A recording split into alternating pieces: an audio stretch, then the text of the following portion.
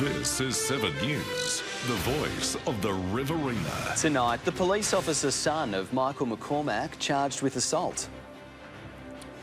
The Riverina on flood watch with rivers rising. I'm Daniel Gibson. Later on this news hour, the hunt for an asylum seeker that's on the run, refusing to wear his tracker, and a truce between Hamas and Israel extended to release even more hostages. 7 News begins now. Good evening. The son of Michael McCormack, the member for Riverina, has been charged with assaulting a woman. 26-year-old Nicholas James McCormack is a New South Wales police officer and the youngest son of the former Deputy PM. Marla Summer joins us now. And Marla, what are the details? Maddie, the charges relate to 4 counts of common assault, one of them involving domestic violence. Nicholas McCormack was arrested around 1 a.m. on Saturday after police responded to reports of an assault along William Street in Darlinghurst. The member for Riverina has not made any comments, but his son's lawyer says the charges will be contested in court. Nicholas McCormack was granted conditional bail and will appear at Downing Local Court on Wednesday, December 13. And the police force is currently reviewing his employment. Maddie. Thanks for the update, Marla. That's Marla Summer with the latest there. Well, it's that time of year when Christmas parties are kicking off as companies right across the Riverina celebrate their achievements for 2023. But police are reminding people to be careful on the company dime of their behaviour in our pubs and clubs. The silly season can easily take a turn for the worse with outbreaks of violence, all too common in December. Have a great time, enjoy yourselves, but don't overindulge. And if you're asked to leave a licensed premises, please do. Extra officers will be monitoring venues over the next few weeks. Police are also encouraging partygoers to keep an eye on their colleagues and their mates. There's been a call for better access to palliative care units in the Riverina. It comes as New South Wales introduces laws that means terminally ill patients can now legally end their own lives. They come from 2 different sides of the debate, but now voluntary assisted dying is legal in New South Wales. They agree on the same message. Key issue for me is rural people need to have genuine choice.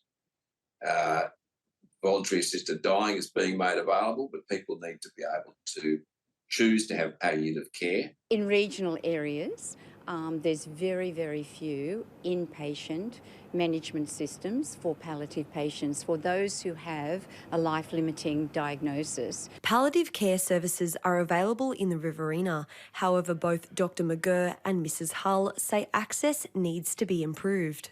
And we shouldn't let assisted dying being an excuse for not providing state-of-the-art modern palliative care throughout rural areas. I want public patients to be able to utilise the facility, the palliative care unit at Calvary Hospital, equally as private care patients. New South Wales is the final state to introduce the laws. It is still illegal in Northern Territory and ACT. There are strict conditions patients need to pass to access the service, including being over 18 and having a diagnosis of 6 months or less to live.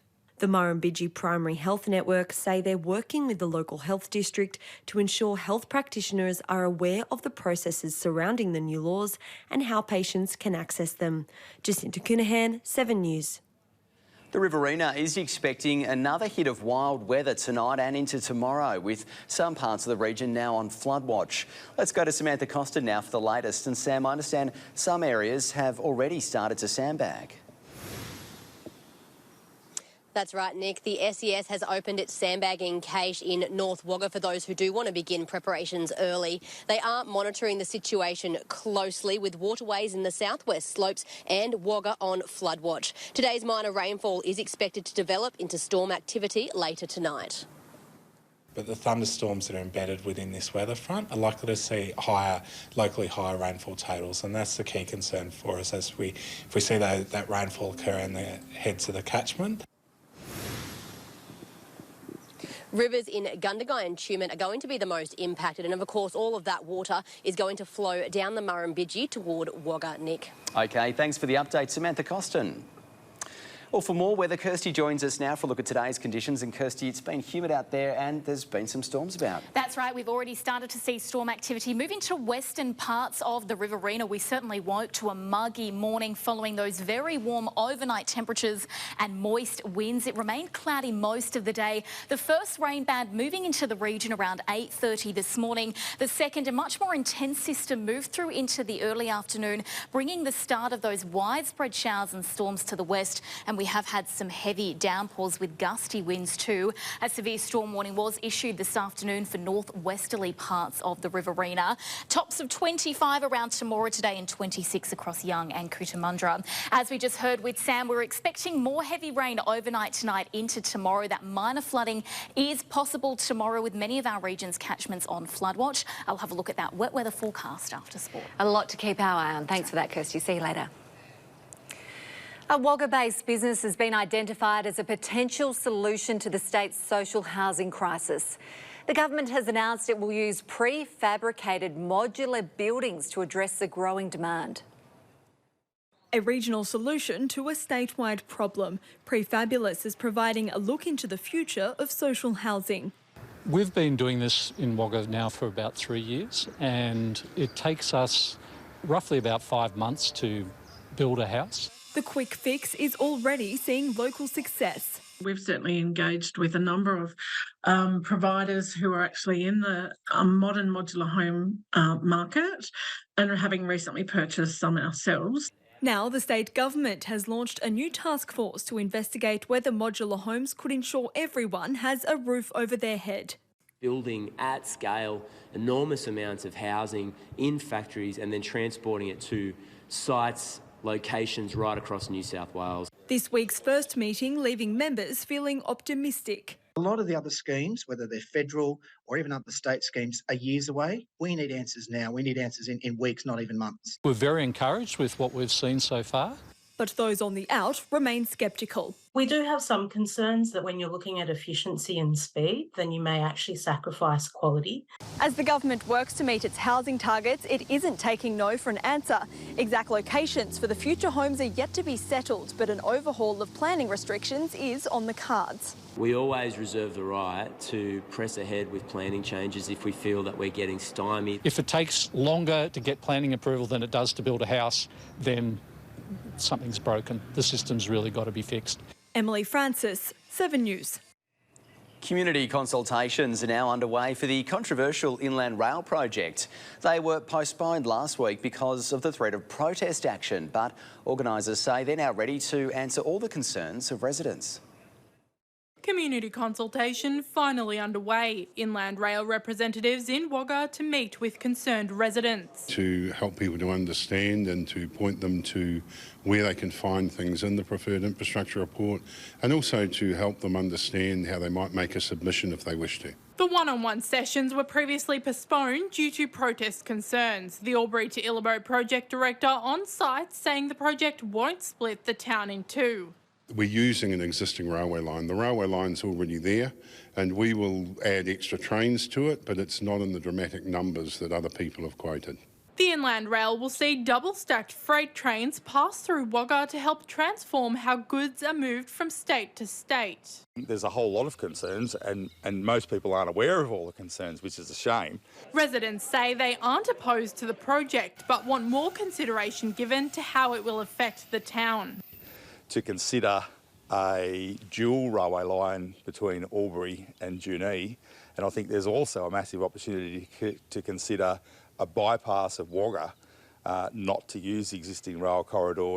The correct route to go is along the existing alignment to maximise the benefits of the existing infrastructure, and that still is the position. The Edmondson Bridge will be steeper, having to be raised by 2.8 metres. The current viaduct also an area of concern, but Mr Malin says once the works are completed mid-next year, the structure will be fine to carry the trains. Look, we wouldn't build it, we wouldn't propose it if we thought it wasn't safe. Marla Summer, 7 News. As many of us start to wind down for the holiday season, local businesses are ramping up. Many are racing the clock to hire Christmas casuals, but the worker shortage is making it tough. It's the most wonderful time of the year, and for many, it's also the busiest. It's the busiest time of year for everyone in small business. It's what we work for all year, so it's all hands on deck. Our Christmas parties arguably started probably 2 weeks ago. With festivities now in full swing, businesses are scrambling to find casual workers for the peak period. We employ around about 15 casual staff. 10 of those would be university students here at CSU. And as I said, exactly at the time that we start to need a lot of our casual staff is exactly the same time that they go back home and see mum and dad for their Christmas breaks. Employers are now struggling to fill the gaps. There's not enough of that talent pool here in Wagga. Even for those filling vacancies, it's not a guaranteed relief. We have had several people we've given jobs to and then they just don't turn up. It's not just retail and hospitality looking for staff either. Agricultural industries as well, also looking at harvest, need extra hands. So there's lots of industries that get busier as everyone's trying to wrap it up for the year. Just 4 weeks out from Christmas and local businesses are on the home stretch, but they are still looking for people to apply. And it's just that little bit of extra Christmas cash before we move into that season where we're all buying presents, and we're happy just to look at those little casual jobs just for that short period of time. If it helps you out, then it's helping us out. With no experience required. We train them on the job in our field. It's also a great opportunity for people to gain a skill set in that customer-facing environment, which is a skill that you take with you in your work life. Emily Francis, 7 News. Still to come in 7 News, new rules to explain where the fish you eat come from. And a trip to the doctor for a script no longer necessary for skin conditions. And a little later on this news hour, a gunman on the run and a woman arrested for hindering police after a drive-by shooting. Plus, a detainee that's freed from immigration detention goes missing, and the Middle Eastern truce extended as more Israeli and Palestinian prisoners are released. The full details coming your way, 6:30 tonight. See you then.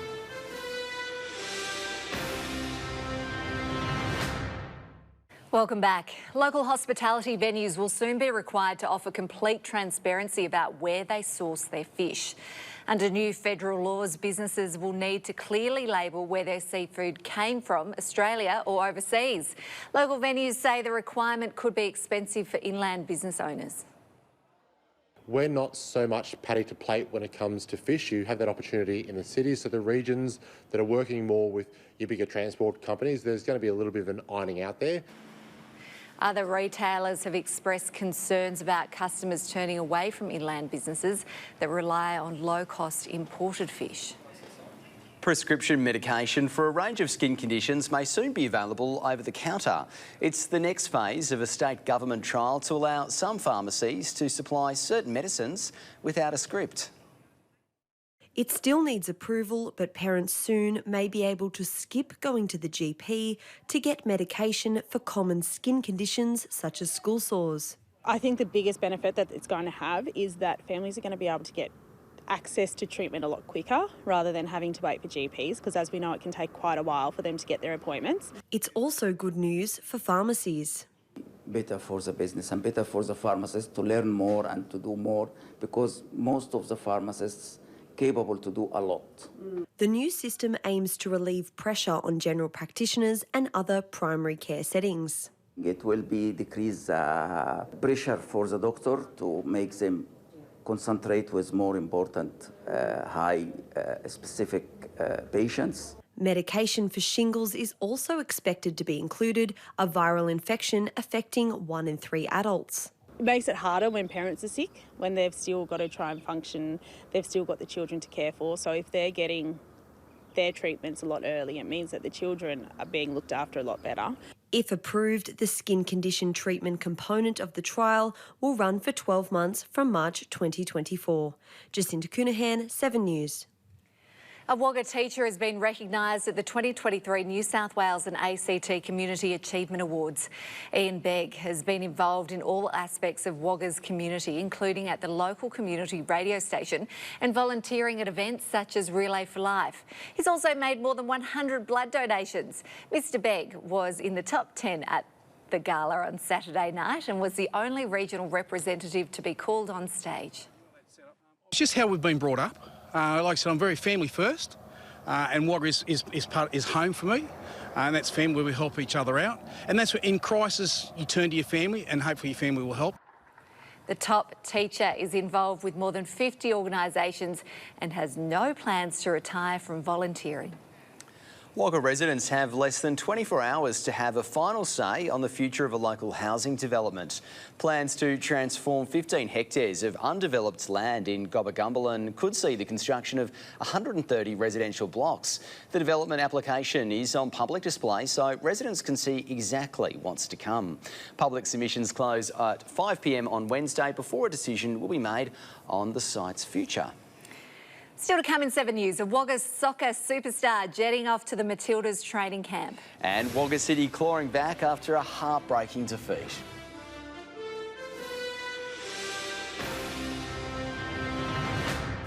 Tomorrow on Sunrise, say goodbye to your biggest bills. How cash-strapped households can save up to $11,352 a year. We'll show you the simple steps. See you in the morning. Welcome back. We start with rugby tonight and Wagga City are clawing back after a heartbreaking defeat. An old club president has returned to the helm and players are already dusting themselves off and hitting the training paddock. A dismal grand final defeat at the hands of their Siru arch rivals. Try today. Wagga City has already started regrouping after a brutal Waratahs defeat in August. Players reflecting on the outcome admitting complacency got the better of them. Because they had done such a great job in those previous years, I think that they probably didn't have that fire that they perhaps had back in sort of 2020, 2019.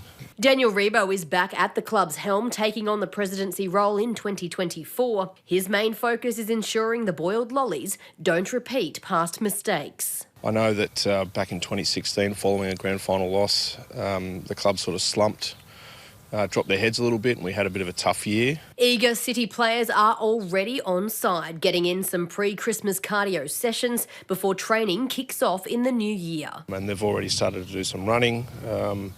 Yeah, there's a lot of desire there. It's expected all 4 grades will return to the competition next year. There's particular strength in the women's team with a record number of female players packing out this year's lineup. Look, I think the women are going to be strong again. Hopefully they can go one step further. Coaching roles are still in the works for the lower grades. First grade already has its head honchos secured as preparations begin to return the boiled lollies to the top of the Siru ladder. Oh, he's picked it up. He's going to score. Johnny's going to score.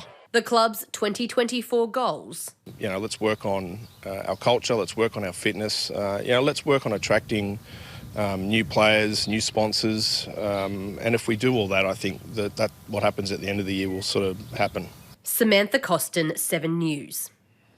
Wagga-born soccer superstar Jada Wyman was on a plane destined for Canada today. The talented Riverina goalie has been called up to the national squad and is en route to the Matildas training camp. She'll line up against the Olympic gold medalists in Canada for 2 matches on December 1st and December the 5th. Jada Wyman is pumped up and rightly so. Wyman will be back within the fortnight for Sydney Football Club's match against the Newcastle Jets, and that's happening on December the 10th. The Cootamundra Bulldogs are making good on their promise to return to the Group 9 Rugby League competition. The club was forced to pull out in 2019 after a mass employment drop in Cootamundra resulted in a drop in player numbers. The Bulldogs committed to keeping the club doors open and promised to be back within 5 years. Now, they'll make good on that promise next year. For our under-18s and under-16s only for next year, with visions of potentially hoping to come back with all 5 grades the following year in 2025. Cootamundra's abattoir has now reopened and the Bulldogs hope that'll mean more jobs and hopefully more players. Up next in 7 News, Kirsty's back and she's got your all-important local weather forecast. That's next. Welcome back, everyone. A low-pressure trough is triggering widespread showers and thunderstorms, some severe. This system will drift southeast tonight and into tomorrow, with wet weather increasing for eastern parts of New South Wales and Victoria. A second low-pressure system likely to develop around the south coast tomorrow morning, assisted by strong onshore winds. Inland regions expecting some reprieve for the end of the working week before a new trough spills rain into northern New South Wales over the weekend. 6-hour rainfall totals could could reach 50 to 150 millimetres tomorrow and across the next few days through central and southeastern pockets of the state. 40 to 50 millimetres is likely to fall over the next 24 hours for the Riverina, possibly heavier totals in isolated thunderstorms. Today, a severe storm warning was issued for damaging winds, heavy rainfall and large hail for western and northern parts of the Riverina. We have also got flood watches in place for minor flooding in our local catchments from tomorrow. On to tomorrow, well, heavy rain overnight is likely to continue to fall through the early hours of the morning and in fact right across our Wednesday. At this stage, between about 20 and 45 millimetres is forecast. The chance of localised heavy downpours too. Gusty southwesterly winds into the afternoon as our temperatures sit around the low 20s. We are expecting some scattered showers, but dropping to no more than a couple of millimetres into Thursday as we end with a drier end to the working week. The high 20s at Griffith and for Gundagai, but with a cooler southwesterly wind blowing. Some areas of blue sky visible through the clouds tomorrow, heading for a wet top of 26 degrees. The end of the working week, drier once again as we kick off the start of December and of course the start of summer. The mid-20s in Albury, 27 on the way for West Wyalong, once again with those cooler west-southwesterly winds. There's only about a 30% chance of rain if we do see any wet weather, though we're not expecting more than about a millimetre. Taking a look now to the next 7 days, December, clearer start and into our weekend as well, and early next week. We're bracing though for what could be some potentially very heavy rainfall over the next 24 hours. It is going to be very wet indeed. Thanks, Kirsty. See you later. And that is your local news for tonight. Thanks for watching. You can catch up on our website or at 7plus. Right now, though, Dan has your national news. Have a lovely night. See you again tomorrow night from 6 o'clock. We'll see you there.